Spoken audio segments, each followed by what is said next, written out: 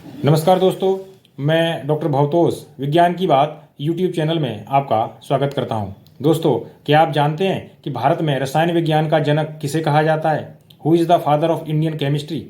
दोस्तों, मैं बात कर रहा हूं आचार्य प्रफुल्ल चंद्र राय जी के बारे में।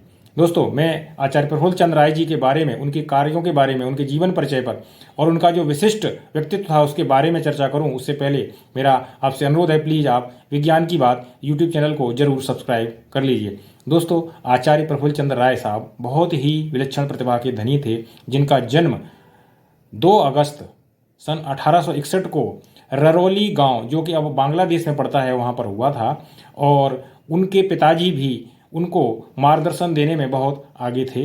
दोस्तों, उन्होंने देश के लिए जो किया वह बहुत ही अत्यंत ही महत्वपूर्ण होने के साथ साथ देश में स्वदेशी स्वावलंबन आत्मनिर्भरता की दिशा में एक बहुत ही गंभीर प्रयास था। वह देश को आत्मनिर्भर बनाने के लिए इस प्रकार की टेक्नोलॉजी, इस प्रकार का विज्ञान विकसित करने के लिए शुरू से ही कटिबद्ध थे, प्रयासरत थे। उनकी सादगी, उनका व्यक्तित्व इतना सरल था कि हमारे जो राष्ट्रपिता पूज्य बापू थे, उन्होंने कहा था एक बार कि शुद्ध भारतीय परिधान पहने हुए सरल व्यक्तित्व के धनी इस व्यक्ति को देखकर कोई नहीं कह सकता कि एक महान वैज्ञानिक भी हो सकता है। दोस्तों, ऐसे थे हमारे भारतीय विज्ञान के जनक, रसायन विज्ञान के जनक आचार्य प्रफुल्ल चंद्र राय साहब। दोस्तों, उनकी जब आत्मकथा प्रकाशित हुई, जिसका विषय था life and experiences of Bengali chemist, तो जब वह प्रकाशित होकर के आई, अंतर्राष्ट्रीय अति प्रतिष्ठित पत्रिका नेचर ने उस समय कहा था कि राय साहब जैसा व्यक्तित्व, विशिष्ट जीवन चरित्र किसी और का हो ही नहीं सकता है। तब हमारे भारत के विज्ञान की आप सोचिए कि क्या पराकाष्ठा रही होगी कि विदेशों की जो अति प्रतिष्ठित पत्रिकाएं हैं वो भी भारतीय वैज्ञानिक का लोहा मानती हैं। दोस्तों, आचार्य प्रफुल्ल चंद्र राय साहब यूं तो पढ़ने में विलक्षण प्रतिभा के धनी थे। उनका पढ़ने में, पढ़ाने में, अध्ययन में बहुत गंभीरता के साथ उनकी रुचि थी। दोस्तों, उन दिनों गिल क्राइस्ट फेलोशिप, जो कि इंग्लैंड द्वारा दी जाती थी, उन्होंने यह विचार किया कि क्यों न इस फेलोशिप को प्राप्त किया जाए और आगे की पढ़ाई के लिए इंग्लैंड जाया जाए। उन्होंने इस फेलोशिप को प्राप्त करने के लिए होने वाली आयोजित परीक्षा के लिए कड़ी मेहनत की और उसमें पास हुए और अंततः वो आगे के अध्ययन के लिए इंग्लैंड चले गए। दोस्तों, यहाँ एक महत्वपूर्ण बात आपको बताना चाहूँगा। जब वो इंग्लैंड चले गए तो वहाँ उन्होंने जाकर के विदेशी कपड़ों को नहीं अपनाया, अपने स्वदेशी कपड़ों को, स्वदेशी वेशभूषा को ही उन्होंने अंगीकार किया और जब तक वहाँ रहे अपनी भारतीय वेशभूषा को ही उन्होंने अपनाया, जो कि उनके स्वदेश प्रेम का एक जीता जागता उदाहरण भी था। दोस्तों, लंदन में ही उनकी मुलाकात जगदीश चंद्र बोस सर से हो गई, जो कि स्वयं अध्ययन के लिए भारत से लंदन गए हुए थे। दोस्तों, इनकी यह दोस्ती आगे कैसे काम आई, ये मैं बाद में चर्चा करूंगा। दोस्तों, आगे बताते हैं आपको कि उनके द्वारा जो अपना पीएचडी का कार्य किया गया वह है एडिनबरा विश्वविद्यालय के माध्यम से उन्होंने वर्ष 1885 में अपना जो शोध कार्य था पूर्ण किया। उस समय एडिनबरा विश्वविद्यालय को विज्ञान के क्षेत्र में शोध और अनुसंधान के लिए बहुत ही ख्याति प्राप्त थी, मशहूर था और लोग वहाँ प्रवेश के लिए जाया करते थे। तो दोस्तों, जब उन्होंने वर्ष 1885 में अपना पीएचडी का शोध कार्य पूर्ण किया, उसके 2 वर्ष बाद यानी कि वर्ष 1887 की बात है, उनके द्वारा जो रसायन विज्ञान के क्षेत्र में कॉपर और मैग्नीशियम ग्रुप्स के जो कॉन्जुगेटेड सल्फेट्स होते हैं उन पर जो कार्य उन्होंने किया था उसको एडिनबरा विश्वविद्यालय ने मान्यता प्रदान की और उन्हें 1887 में डीएससी की उपाधि से भी सम्मानित किया। दोस्तों, इसके पश्चात वो भारत वापस आ गए, लेकिन यहाँ थोड़ा दुर्भाग्य उनके साथ रहा कि यहाँ भारत आने के बाद में अगस्त वर्ष 1888 से लेकर के जून 1889 तक उनको भारत में कहीं नौकरी नहीं मिली और वह यह समय उन्होंने आचार्य जगदीश चंद्र बोस साहब का जो कलकत्ता में घर था वहीं रहे। क्योंकि दोस्ती उनकी वहीं से हो गई थी, तो वापस आने के बाद में वो जगदीश चंद्र बसु साहब के घर पर रहे। इस समय को लगभग एक वर्ष के समय को उन्होंने विभिन्न प्रकार के अध्ययन कार्यों में व्यतीत किया।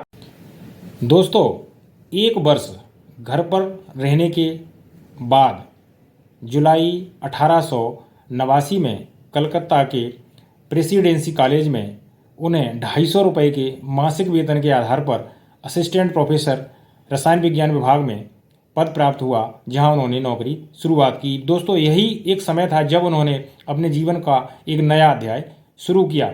इसी विभाग में वर्ष 1916 में वो प्रोफेसर बन गए। ब्रिटिश सरकार ने उनकी योग्यता को देखते हुए उन्हें नाइट की उपाधि से भी सम्मानित किया। दोस्तों, यहाँ एक महत्वपूर्ण बात बताना चाहूँगा। हालांकि इस उपाधि से वह सम्मानित जरूर हुए, लेकिन उनके मन में अंग्रेजों के प्रति कोई बहुत गहरा लगाव या प्रेम पैदा नहीं हुआ। उनके मन में देश को स्वतंत्र कराने के लिए देश प्रेम की भावना, स्वदेशी की भावना हमेशा जलती रही, जिस पर उन्होंने आगे भी बहुत सारा देश के लिए असहयोग आंदोलन के रूप में अपना सहयोग प्रदान किया था।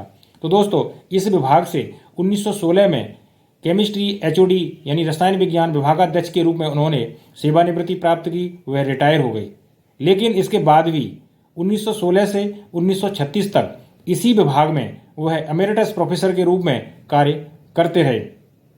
दोस्तों, उन दिनों काशी हिंदू विश्वविद्यालय यानी कि BHU एक जाना माना शिक्षण संस्थान अपने भारत में हुआ करता था।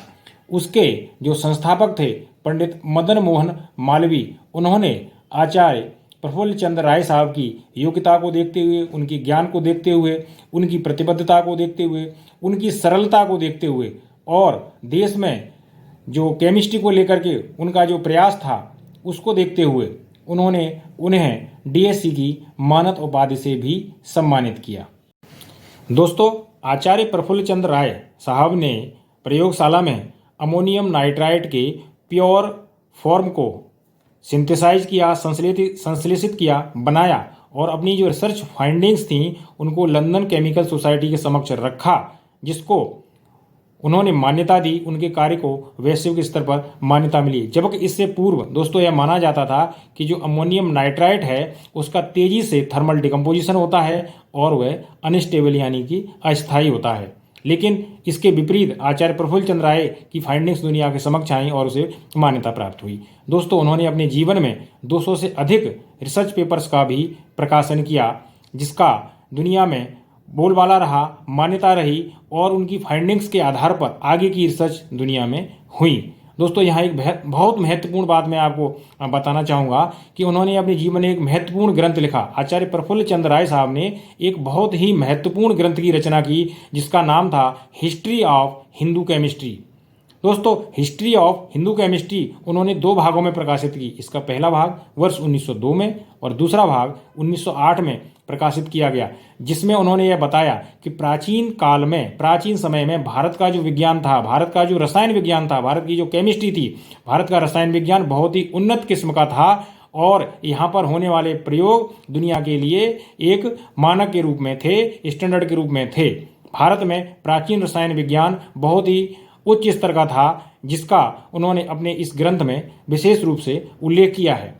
दोस्तों, यहाँ मैं एक और महत्वपूर्ण बात आपको बताना चाहूँगा कि हमारे भारत देश में जो स्वदेशी उद्योग की नींव थी वो आचार्य प्रफुल्ल चंद्र राय साहब ने ही रखी थी और उस समय रखी थी जब हमारे देश में ब्रिटिश शासन हुआ करता था, अंग्रेजों का शासन हुआ करता था। दोस्तों, एक बहुत महत्वपूर्ण बात बताना चाहूँगा कि जब ब्रिटिश शासन हुआ करता था तो हमारे देश से जो कच्चा माल था, रॉ मटेरियल था, वो बहुत ही कम कीमत पर इंग्लैंड जाया करता था और वहाँ से बहुत सारे उसके प्रोडक्ट्स बन के आते थे और जो प्रोडक्ट्स बन के आते थे वो बहुत ही महंगी कीमत पर हम भारतीयों को बेचे जाते थे।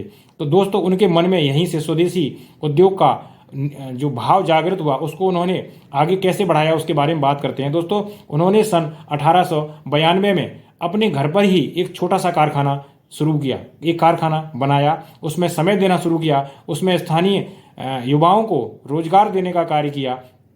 उन्होंने स्थानीय स्तर पर उपलब्ध देसी जड़ी बूटियों से औषधियों का निर्माण कार्य शुरू किया और उनका यह कारखाना आगे चलकर Bengal Chemical and Pharmaceutical Works नाम से जाना गया, इसकी विश्व प्रसिद्धि हुई। दोस्तों, उन्होंने देश में स्वरोजगार, आत्मनिर्भरता, स्वदेशी इन सब विषयों को लेकर के गंभीर चिंतन ही नहीं किया, बल्कि इसके लिए हमेशा वो दूसरों के लिए प्रेरणा का स्रोत भी रहे। उन्होंने आजीवन अविवाहित रहते हुए सामाजिक सेवा की, विज्ञान की सेवा की, विज्ञान को आगे बढ़ाया और भारत का नाम आगे विश्व में लेकर के गए। दोस्तों, आपको वीडियो हमारा कैसा लगा? आप इसे लाइक कीजिए, चैनल को सब्सक्राइब कीजिए और दोस्तों को भी शेयर कीजिए। धन्यवाद।